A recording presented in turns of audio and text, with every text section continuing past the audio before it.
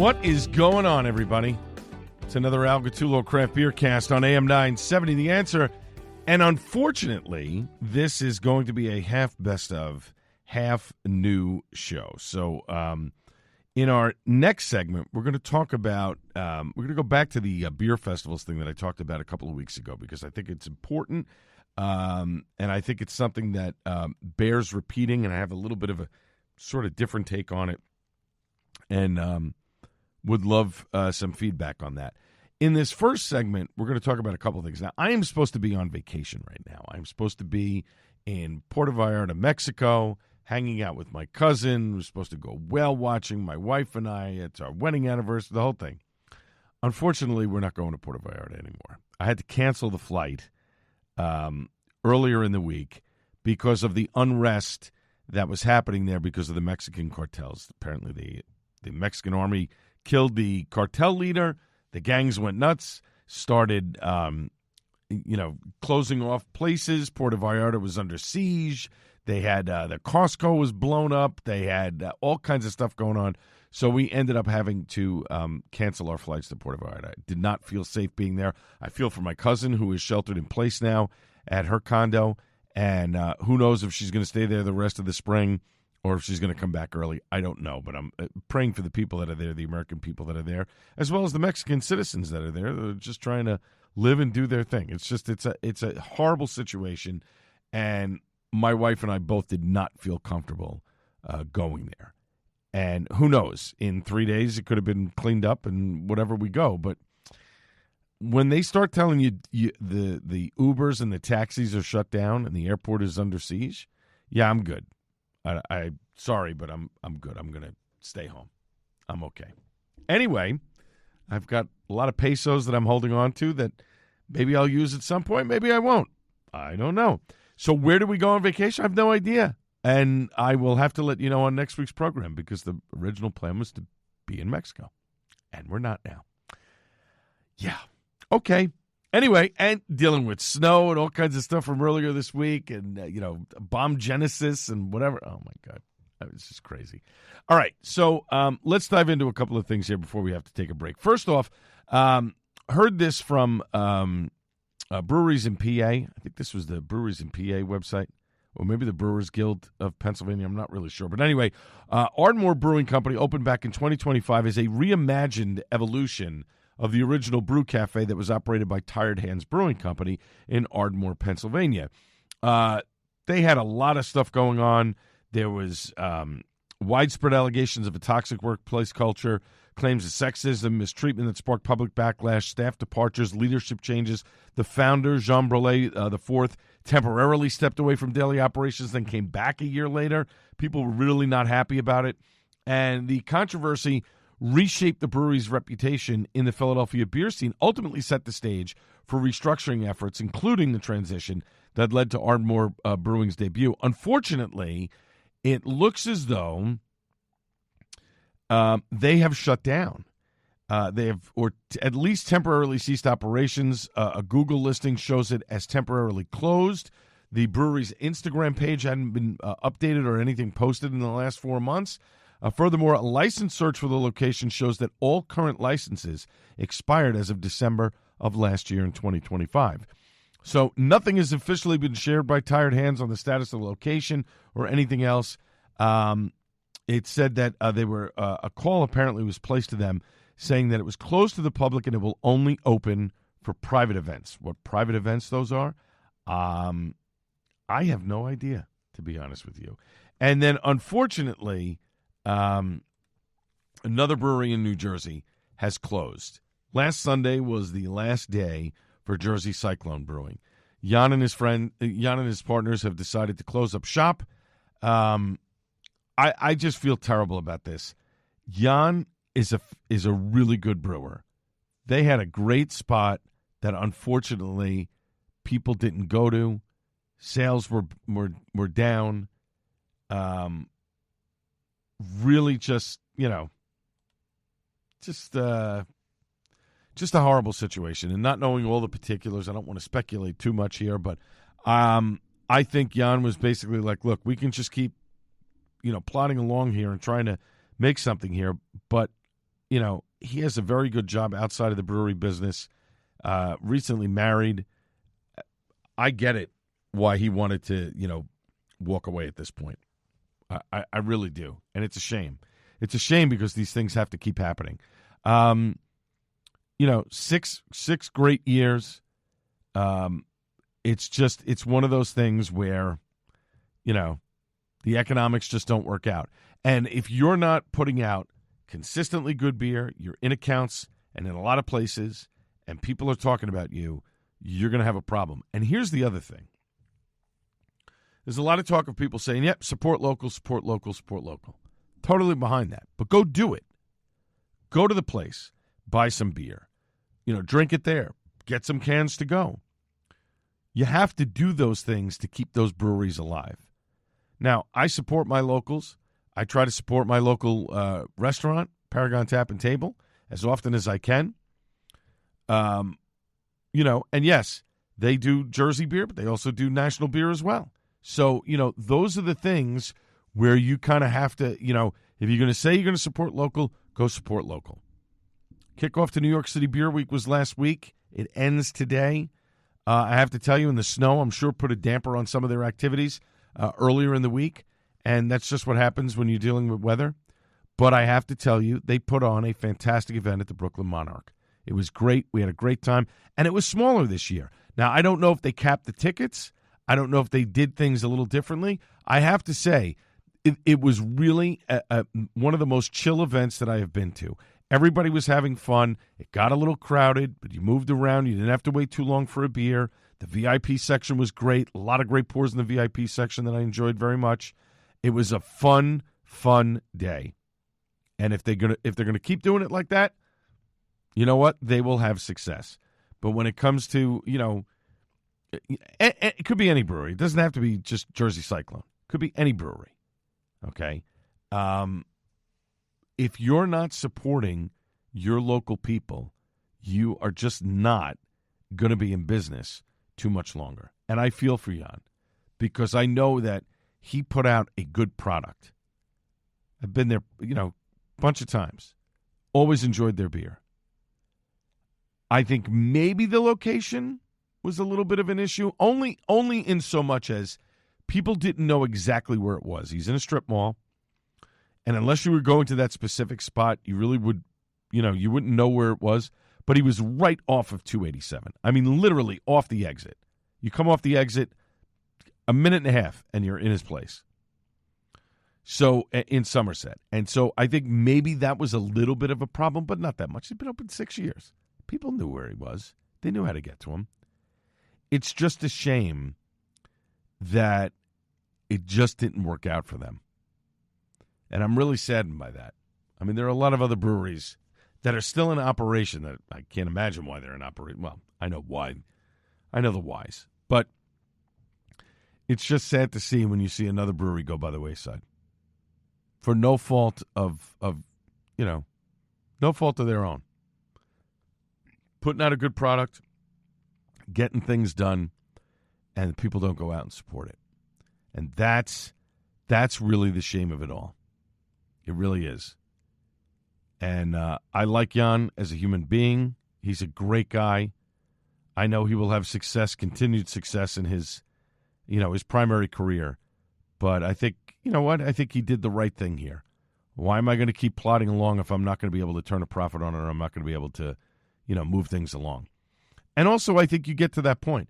I think some breweries have a natural burnout, a natural shelf life. 5 years, 10 years, whatever it is. Unless you're a place like an Other Half, a Stone, a Dogfish Head, unless you've got longevity and you've been doing it for 15, 20 years and you don't get tired of it, there's a natural break point. John Holl and I talk about this in the interview later on if you missed it. There's a natural break point in beers. Usually 5, 10 years, good run. 10 years. A lot of people go, all right, that's it. I'm ready to hang it up. So it's not the worst thing in the world. But it's just still sad to see another brewery in New Jersey go out of business. Now, I had a whole other thing planned here where I was going to talk about beer pros, talking about the most overrated beer styles. But you know what? We're going to do that down the road because this was important to get that out there. And it's a shame. So coming up in 20 minutes, or in less than that, John Holl, the beer writer, author, podcaster from All About Beer, Steal This Beer, and so many more. He's going to join me from Haley's Pub in Metuchen, New Jersey, an interview we did a couple weeks ago. We're replaying it here because I'm on vacation. Coming up next, we're going to be talking about beer festivals and the like again, but expanding more on the topic. So I hope you stick around for that. This is the Al Gattullo Craft Beer Cast on AM 970, The Answer.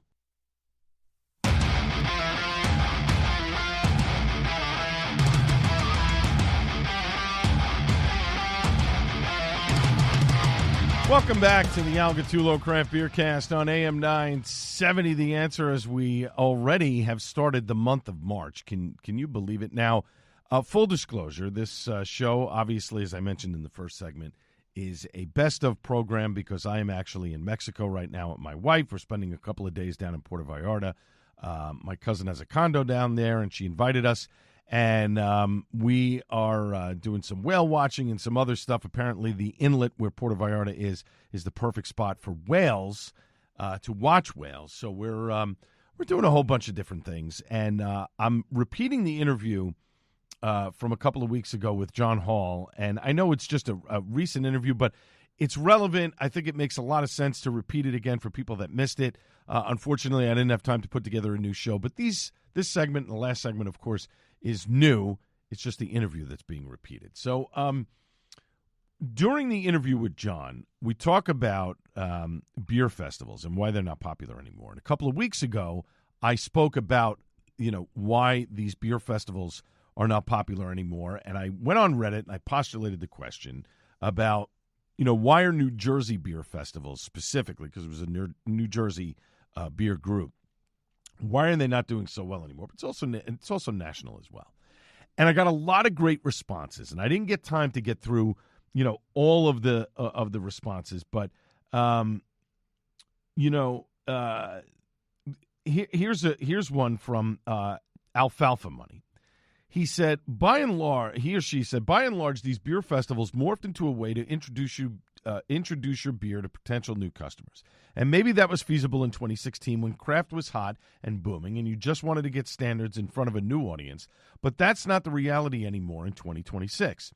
The bubble burst a while ago, and casual beer drinkers have largely moved on to other vices or have scaled their consumption way, way back. Perhaps if the festival swung back to encouraging breweries to feature maybe one standard beer and then 2 to 4 really unique, far-out, rare offerings, you'd appeal to the hardcores a bit more, who might be a bit more inclined to spend to attend if they knew they were getting access to really rare stuff.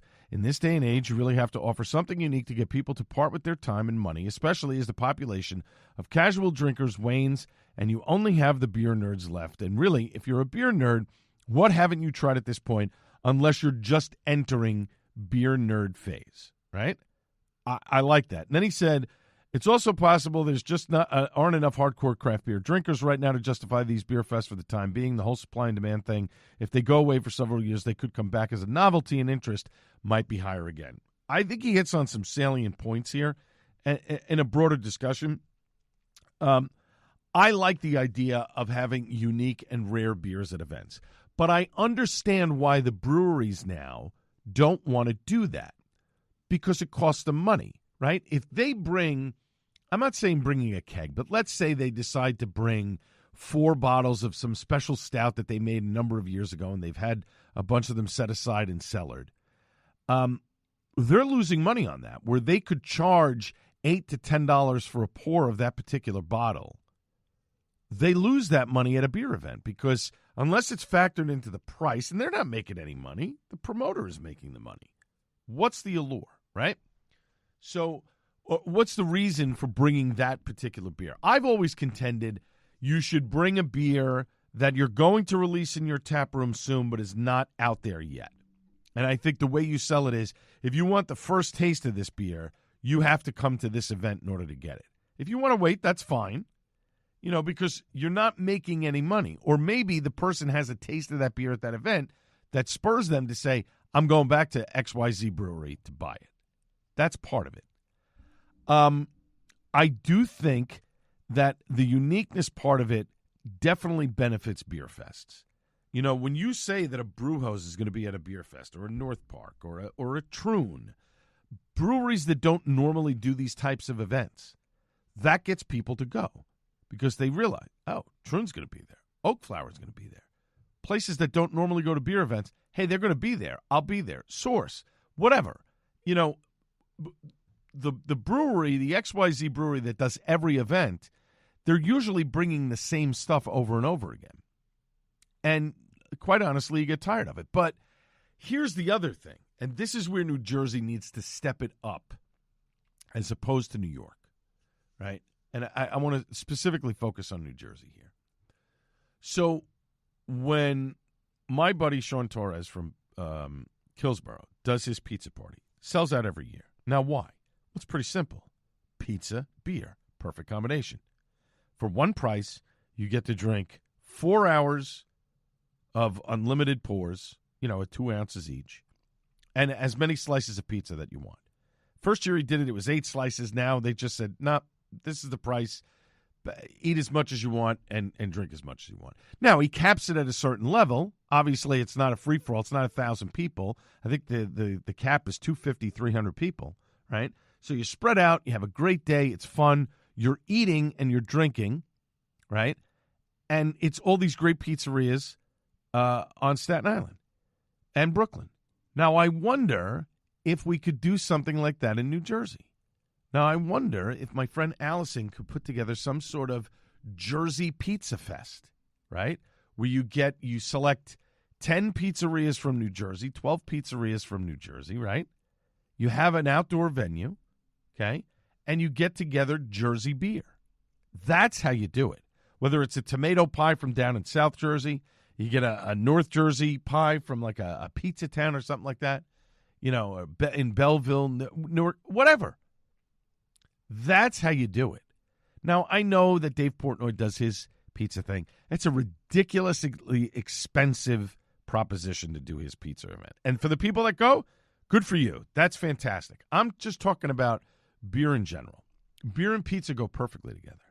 You do something like this in the summertime, and you tailor it down to great, tasty Pilsners and lagers. Maybe you have a couple of IPAs spread out for the IPA crowd, right?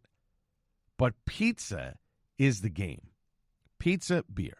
Now, here's the other thing.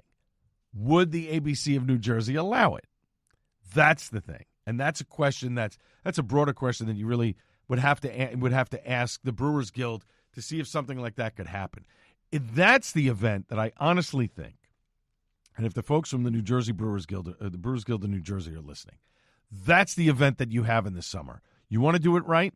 You get every Jersey brewery. You get 10 or 15 pizzerias from across the state of New Jersey that will supply pizza, right? You charge a one-price ticket price. Maybe it's $50, $75, whatever it is. I would do it. Everyone would say, well, it's got to be 21 and older. No, I would kind of do it all ages because you can have kids there. You can have families. You can truly make it a family event, celebrating New Jersey beer, celebrating New Jersey pizza, and have that type of festival. That's something that would attract people. Now, if you wanted to just do a beer event with maybe a couple of food vendors there, that's okay too. But again, I think it's something that isn't normally done. So I think that's where it's incumbent upon getting rare beers or, each brewery brings a rare beer in their catalog. Something they haven't put out for a while, something they've had cellared, whatever. That's the thing I think you can do, and I think you can revive some beer festivals in New Jersey. I would love to see what the turnout is going to be for Brewsology's Beer Fest in Jersey City. I'm wondering if ticket sales are going well. I haven't really heard anything. I know a couple of people who said they were going to go. I know there's an event in Jersey City, but they've drastically slashed ticket prices, and I don't know how that guy operates his stuff. It's different from others, We'll talk about it with John, talking about the Great American Beer Festival, about how, breweries donate their beer. I'm not talking about donating your beer to an event. I'm talking about, a promoter that buys your keg of beer for your event and produces an event. That's what I'm talking about. So I wonder how things are going to go because I think, once the Atlantic City Beer and Music Fest is over, I know that John is going to continue with Witchcraft because it's very successful, and that's a different theme. It's Halloween. There's mystic, stuff going on, and you're drinking beer, so people are into that. It's an event kind of thing. We need to dress up. We're camping out. It's tailored to those people who like to camp, people who like to dress up, and there's beer involved. That's how you get people to go. And you would think beer and music, easy peasy, not so much. And it's a shame of it, but I think that what John has done 20 years is a tremendous run, and I don't have an issue that after 20 years he's decided, okay, I'm going to close up shop here. But I do think that there are ways that New Jersey Beer Fest can go forward and be successful. Look, Firestone Walker, those places, some of those events are done because of publicity, because the publicity that they get out of it becomes a net positive for them and not a net negative. And it's not about the fees and the money that people pay for tickets and stuff. It's about forwarding our brand as a national brand. I get that.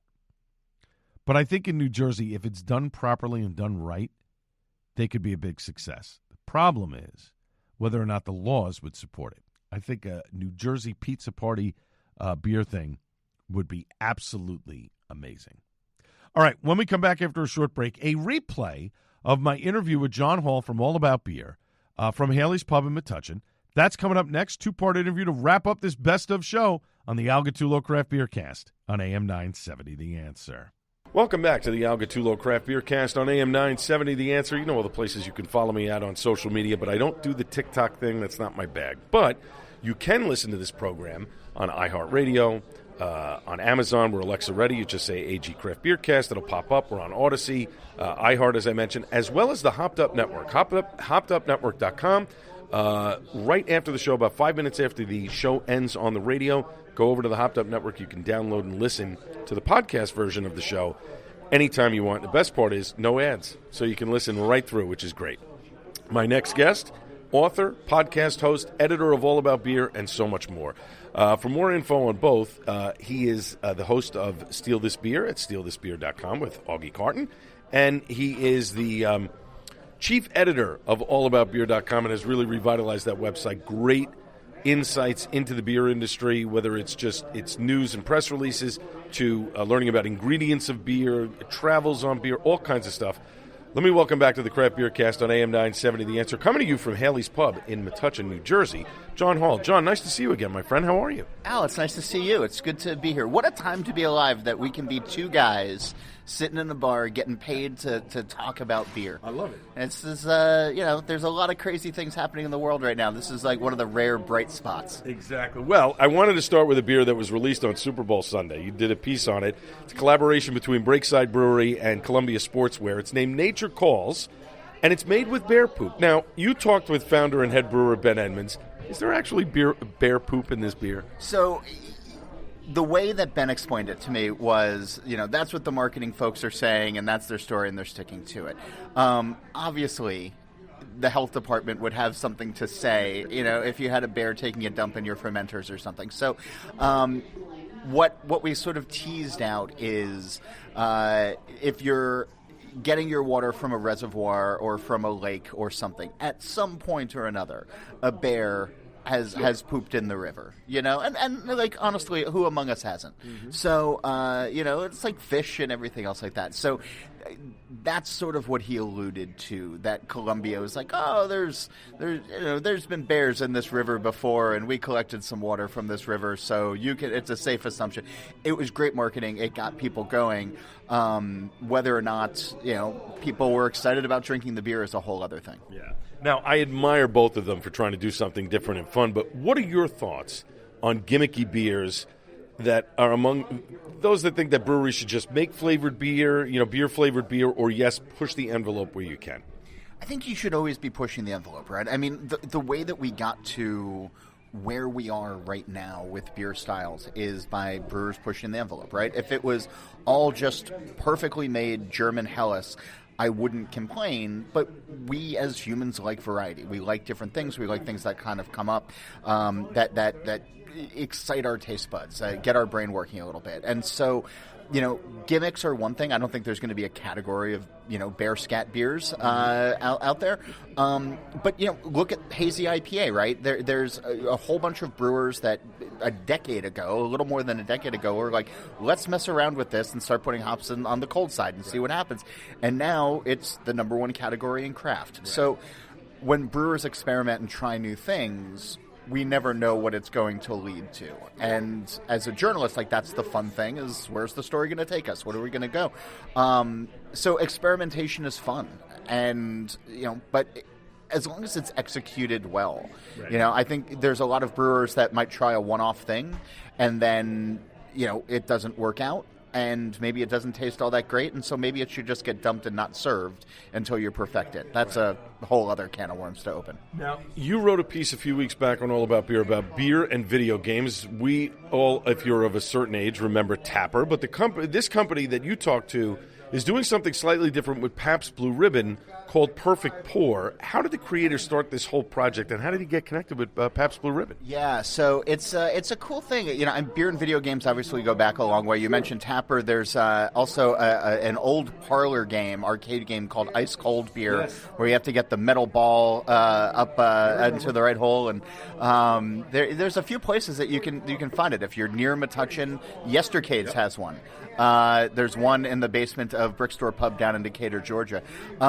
So this guy was at his local bar, and he saw his bartender filling multiple pints all at once. And he was like, boy, that could be a fun game of, a game of skill. And he was a video game designer, and so he kind of put together a beta game and tried to figure it out and did some woodworking and built some cabinets and started reaching out. It's a customizable game. So his original idea, it's DSM Arcade is the name of it.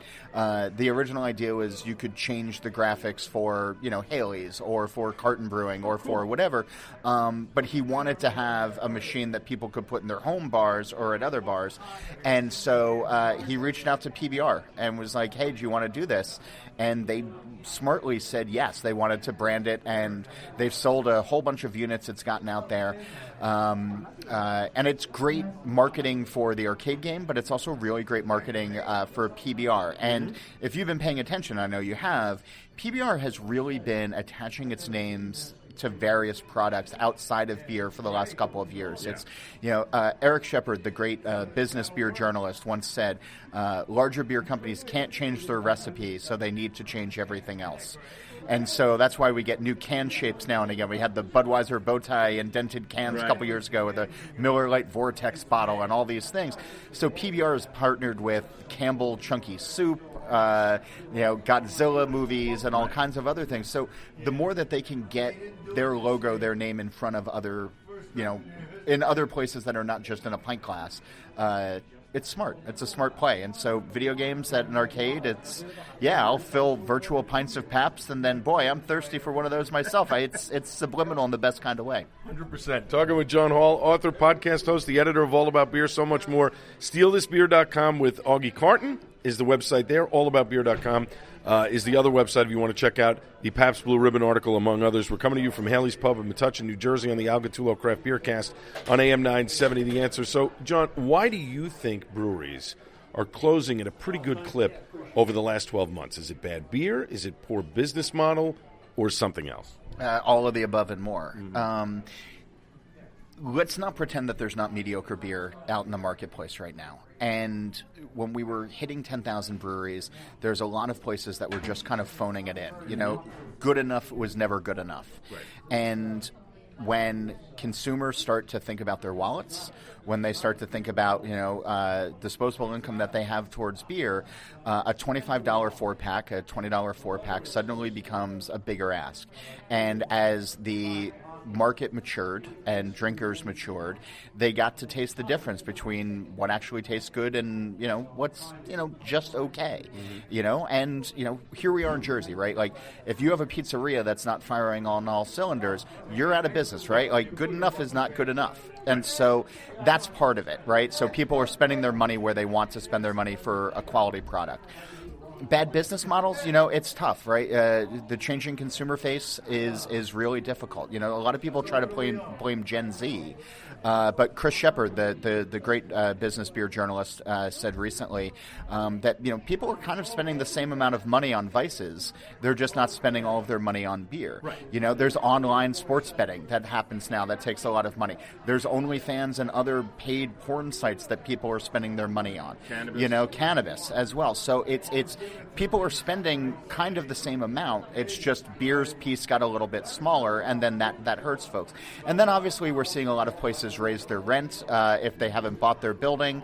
Coming out of a couple years of COVID, a lot of landlords are trying to recoup some losses, and I've seen some places where they're raising rent 200%, 300%, 400%, and places just can't keep up with that. The other part of it, and quickly on the business side of things, is we saw a great deal of breweries open up in 2014, 15, and 16. And we're hitting that 10-year mark. And for a lot of folks, that's a decent milestone to run a small business. Restaurants, if you make it 10 years, is a great thing. These don't have to be legacy businesses like we were promised. And a lot of people are who especially got into it as a second career back then, cashed in their 401ks, cashed in their retirement to put stuff down. They're now ready to retire for real. And people necessarily don't want to take over these businesses or buy these businesses, and so breweries are reaching a natural closing point as well. So we're seeing a lot of it, and then obviously there's some brewers that are getting hit by the Trump tariffs. We're seeing that where their ingredients costs are going up, their equipment costs are going up solely based on the tariffs, and that's hurting them as well. And they're choosing to say we just can't pass that on to our customer. In the way that it's been passed on to us, so we're going to close. And so it's 1,000 paper cuts right now. It's not easy to be a brewer, so my heart's out to them. Yep. Last question here before we have to take a break. I got about 60 seconds. In your opinion, what's one thing that the brewery industry is doing, a good thing that the brewery industry is doing to help their businesses move forward? Reminding people that bars are fun, that tap rooms are fun, that you should be out with your friends, you should be out on dates, you should, with your spouses, you should be out in your community, drinking good beer, being around people who like good beer, and sort of celebrating life while we have it right now.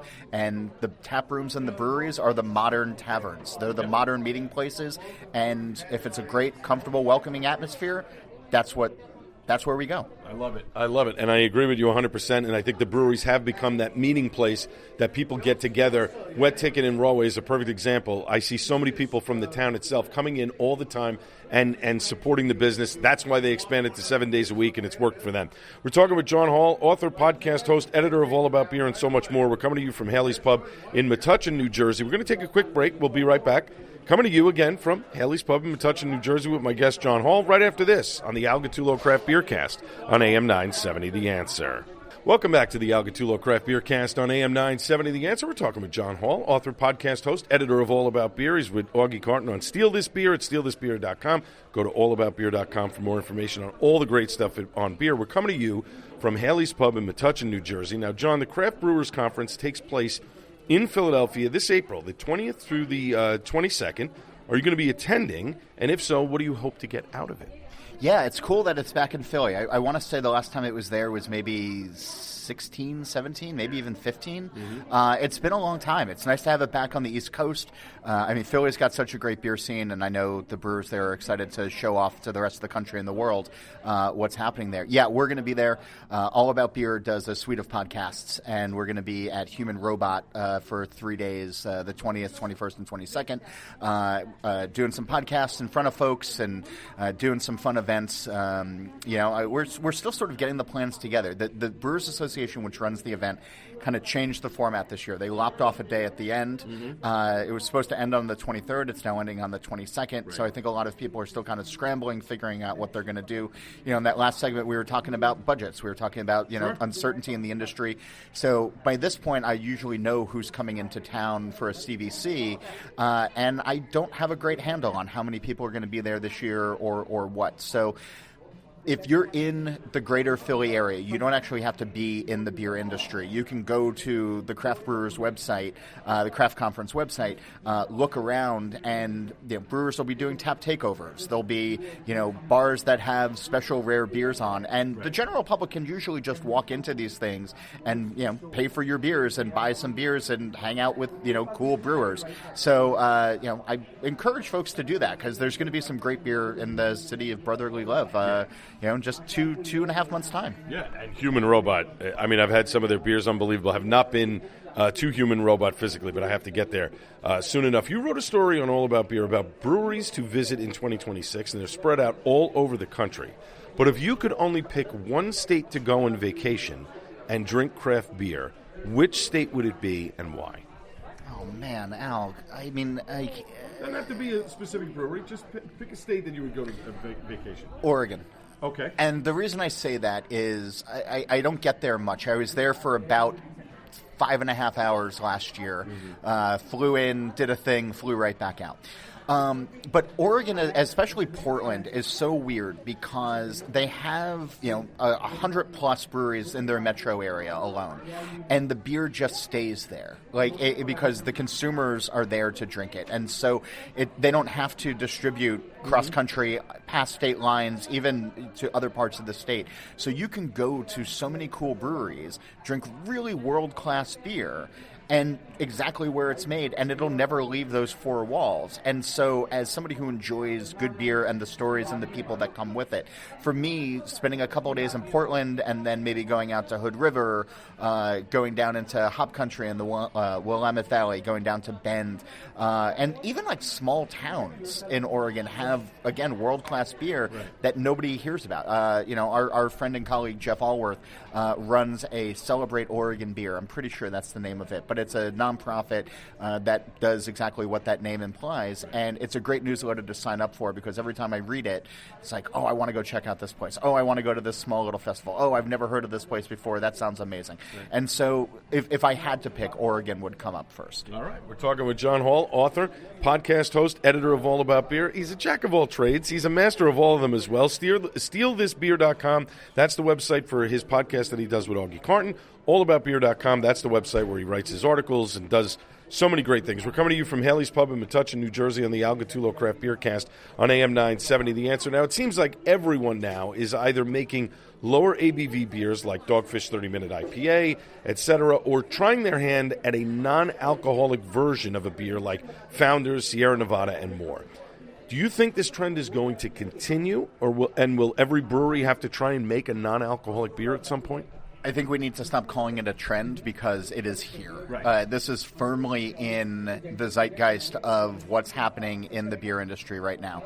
Heineken today just announced 2 different line extensions to their 0.0. There's a lime one and a mango something or other, mango juniper maybe. I don't know. But now that we're getting into flavored NA beer and we have flavored regular beer, we're talking about weird stuff in that first segment. Right. I think that the NA, as I get older, I'm drinking more NA. And if it tastes like real beer, I'm great with it. We're here at Haley's during Dry January. They were, opening up cans of Guinness 00, almost as much as they were pouring pints off the bar. And that, to me, shows that, customers want it. They're ready for it. When we look back at the O'Doul days where drinking NA felt like a punishment, we are in a place where Heineken, Guinness, Sierra, Athletic, a bunch of these, they can fool you into thinking that you're drinking full-strength beer, if that's what you're looking for, right. And so zebra striping's what a lot of folks are doing these days. You have one full-strength, one NA, one full-strength. It helps me the next morning quite a bit, and I think that not everybody should be making it, right? There's really serious food concerns and food health safety concerns that come with it. When you don't have alcohol to kill pathogens, bad things can grow in your beer. We don't want listeria, we don't want botulism, we don't want all of these other things that can actually hurt us or kill us. So doing it the right way is very important, and that means pasteurization and tunnel pasteurization, that it's getting hit directly before it goes into a sterilized can or bottle. So not everybody is equipped for that. But as the technology improves, more folks will come along to it. Hop water is one of those things that I really enjoy. We drink a lot of seltzer in my house to begin with. During the day when I have deadlines, when I have to do a podcast and I have to stay a little bit sharp, drinking an NA hop water is great. It has all of that great lupulin flavor, all of those great citrus notes to it, zero calories, and it sort of scratches that itch until 5 o'clock comes and I can open up a real IPA. I agree with you 100%. I think Athletic does a great job of what they're doing, but I think the Dogfish 30 Minute is a low-cal. It's my tailgate beer when I'm tailgating. I'm on a GLP-1 drug right now, so I definitely see the effects of that where I don't want to drink as much and I don't want to eat as much, which is always a good thing. So, I mean, all valid points there, John. Now, the GABF announced that this year's event, for the first time in a long time, going to be held outdoors in October. It's a risky move, but something needed to change. Do you support the move, or is it a last gasp gamble to make the GABF relevant again? I do support the move, and it might be a last gasp. It's at the height, GABF, which has been around for 40-plus years now, right? And in the last 25-plus, let's say, has been in the Colorado Convention Center, which is this massive hulking space that's very expensive to rent out for a couple of days. But in its heyday, that 2014, 15, 16, even going into the pandemic, they would have 70-plus thousand people come over the course of 4 sessions over 3 days. After the pandemic, and as the success of tap rooms and smaller beer festivals has really sort of taken off, the idea of going to a cavernous space to drink 1-ounce pours from nondescript breweries or wait in line for, again, a 1-ounce pour out of a plastic cup of, a coveted beer, a lot of people have lost interest in that. And so attendance has been steadily dropping. They dropped a session this past year. They've tried some things to revitalize it inside. It's just not really working out for them. So I applaud the move to go to a new place. I'm surprised that people are like, oh, it might rain, it might snow, it's Denver in October, right? There's festivals that happen in Jersey in 90-degree heat with humidity to match, right? Most beer festivals happen outside, and if you get that great weather day, it's going to be wonderful. Yeah. If you don't, you dress for the weather and you have fun stories to tell. If the threat of snow scares you so much, stay home or go to your local tap room. Right. If you want to have an adventure, the Michigan Craft Brewers Guild every year does their winter festival in Grand Rapids outside in a baseball stadium parking lot. And they have bonfires and they have ice sculptures and they have, people wearing animal skins to stay warm.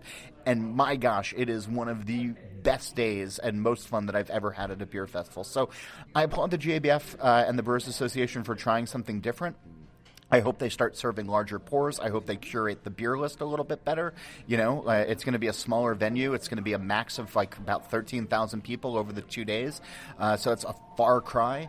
This is a chance for them to really showcase the very best in American beer right now and to give it to people in a format, like a glass or a cup of reasonable size and a reasonable pour to remind us about service and aroma and presentation and color and everything else like that how beer should be treated that the GABF just hasn't done. So it's a cool opportunity. All right, last question from me real quick here. New Jersey has gone through lots of changes in the beer space. It's still not yet on par with New York or even Pennsylvania. What is one thing that needs to change in New Jersey to make it a better place to run a brewery?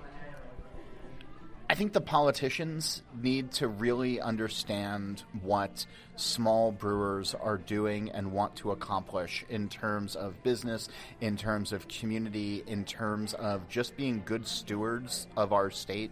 They are manufacturers. They are Jersey Fresh. They are all of the things that we are supposed to have pride in when it comes to the Garden State. We are growing things here. We are making things in these breweries. And the politicians, quite frankly, need to get their heads out of their, where the bear scat comes from and really just step up and do right by the brewers. Listen to what the Jersey Brewers Guild is talking about these days, what their initiatives are, try to put the special interests aside and really focus on these, what are really mom and pop shops that are the backbone of a very cool industry. Perfectly said. My guest has been John Holl, author, podcast host. Go to All About Beer. Go to allaboutbeer.com or stealthisbeer.com as well. John, thanks so much for joining me tonight here at Haley's Pub.